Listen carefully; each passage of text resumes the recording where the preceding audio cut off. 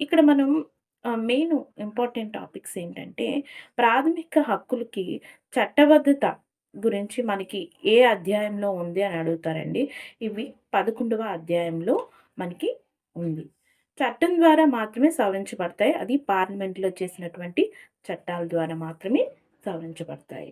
ఇక్కడ మనం గుర్తుపెట్టుకోవాలి, ఇక్కడ ఫండమెంటల్ రైట్స్ అంటే అన్ని ఆర్టికల్స్‌ని మనం గుర్తుపెట్టుకోనవసరం లేదు.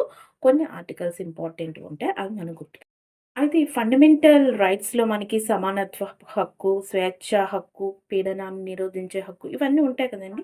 సో, ఇవన్నీ కాదు. ఇవన్నీ ఒకసారి చదవండి సరిపోతుంది. ఇంపార్టెంట్ అంటే ఏంటి అంటే, మనకి జాతీయ అత్యవసర పరిస్థితుల్లో కొన్ని ఆర్టికల్స్ అనేవి రద్దు చేయబడతాయి. కొన్ని ఆర్టికల్స్ అనేవి రద్దు చేయబడవు. వీట్లి కోసం ప్రీవియస్ ఇయర్‌లో చాలా సార్లు క్వెషన్స్ అడిగారు.